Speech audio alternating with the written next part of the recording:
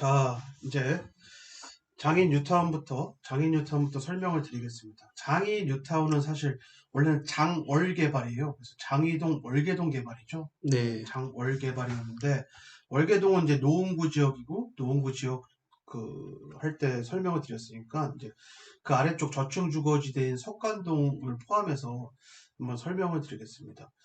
석관동도 그렇고 장이동도 그렇고 그나마 이제 평지인 곳이죠. 평지인 네, 곳이고 좀 더 석관동이 더 양지 바른 평지의 느낌이 있는데 어쨌든 장이동이 대규모 재개발 지역이니까 뉴타운이어서 돈은 그쪽에 단기간에 많이 몰린 그런 장점이 있었죠. 하지만 안타깝게도 절반 가까이가 해제가 됐어요. 해제가 네, 됐지만 해제가 되면 원래 피가 빠져야 정상이죠. 네, 그런데 해제가 되고 나서 오히려 피가 1억씩 더 붙었습니다. 그 네, 이유가 장인 뉴타운의 성격상 해제가 돼서 그냥 끝나는 게 아니라 그냥 의미 없는 신축 빌라 사업이 들어가는 게 아니라 물론 장인 13구역 같은 경우는 그렇게 신축 빌라 사업이 일부 지역은 됐는데 보통은 여기는 가로주택을 이제 추진하는 세력이 들어가거나 혹은 공공재개발을 추진하는 세력이 들어가는 그런 상황 때문에 오히려 피가 붙었죠. 그래서 하나의 구역에 뉴타운을 다시 추진하는 세력이 있고 가로주택을 추진하는 세력이 있고 공공재개발을 추진하는 세력이 그러니까 하나의 구역에 세 개의 세력이 몰려있는 그런 지역들도 있어서 그런 이슈들 덕분에 그런 선동 덕분에 이제 피가 1억 이상씩 이제 붙게 된 거죠. 예, 붙게 된 건데 실제로 2년 전부터 우리 회원들은 거기를 매수를 했죠.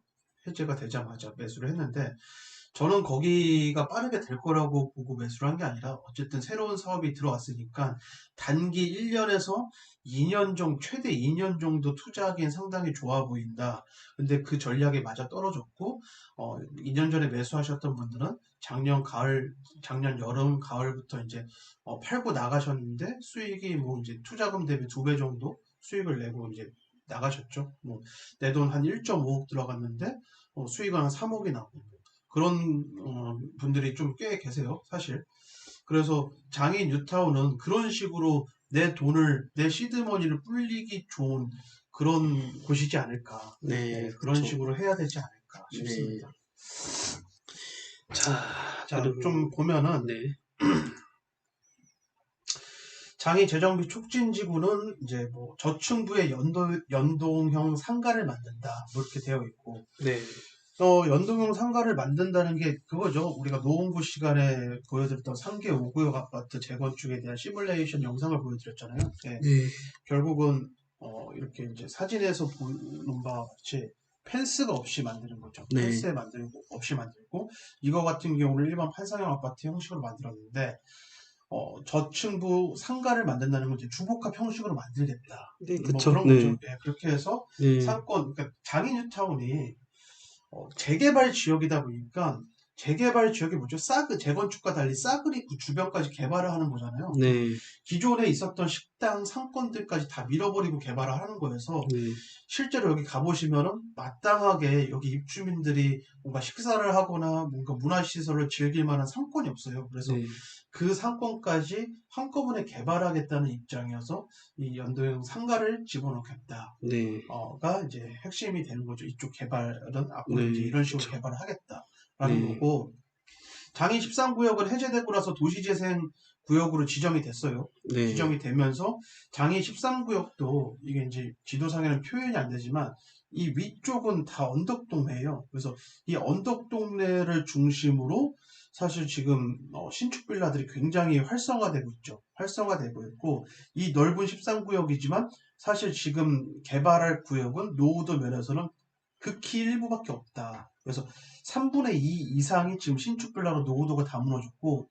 이 앞쪽 지역, 이 동북선이 뚫릴 요 앞쪽 지역 몇 개 구역만 지금 가로주택을 할 수 있는 노후도가 완성이 돼서 실제로 가로주택을 추진을 하고 있죠. 예. 네, 그렇습니다.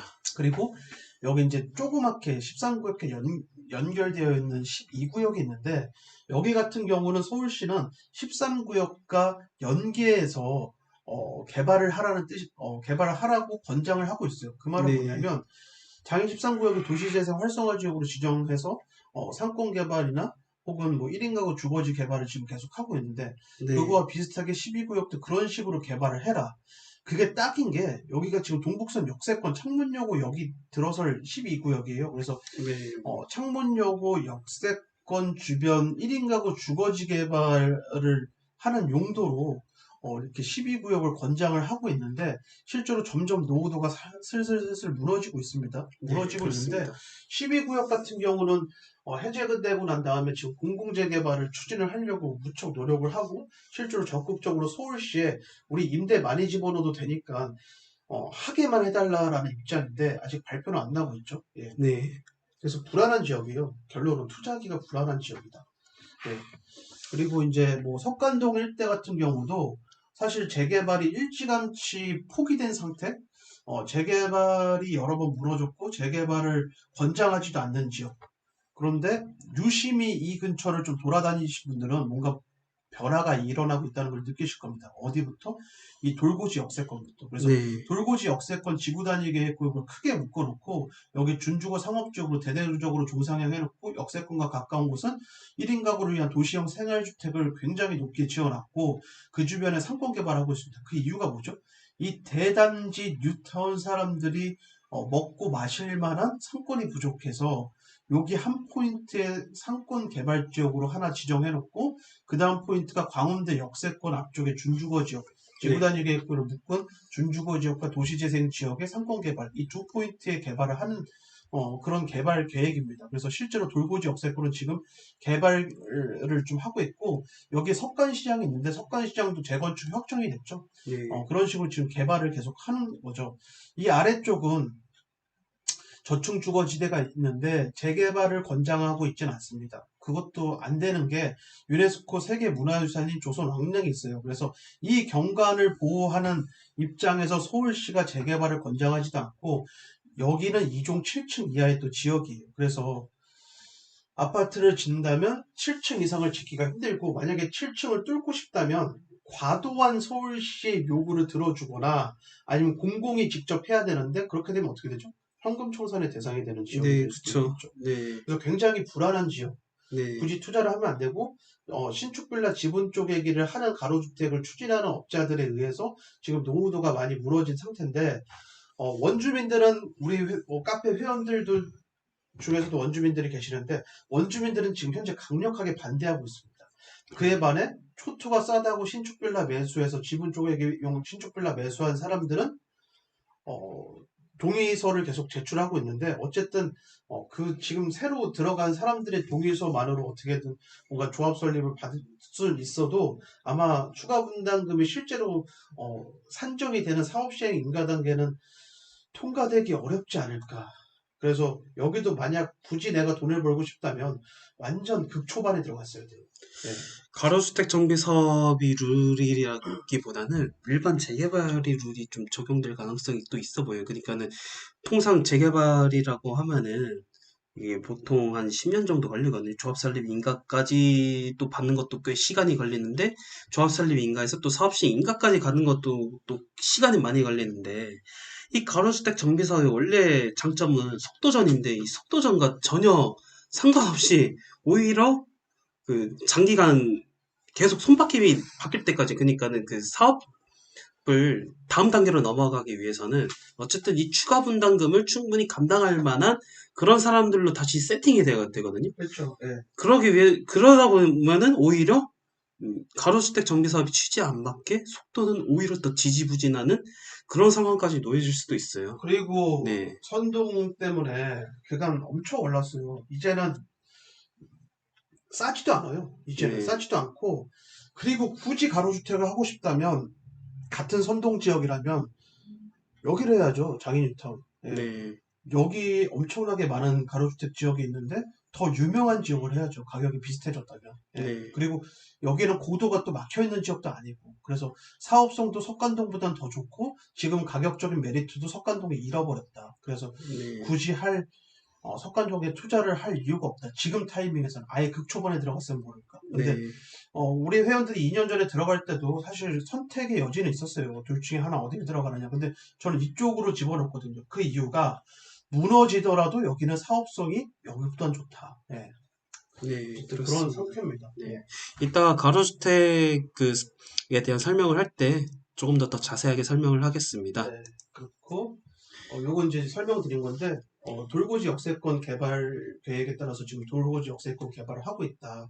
그래서 상업지역, 준주거 지역으로 최근에 조사량 받아서 원래 이 돌고지 역세권 근처에 있는 주민들도 왜 우리 장이 뉴타운 지역에 포함을 안 시켜줬느냐라고 민원이 많았는데 오히려 지금 상업지구, 준주거 지역이 되면서 로또 맞았어요. 예. 네, 그쵸. 그래서 지금은 이제 그런 민원이 없죠, 사실.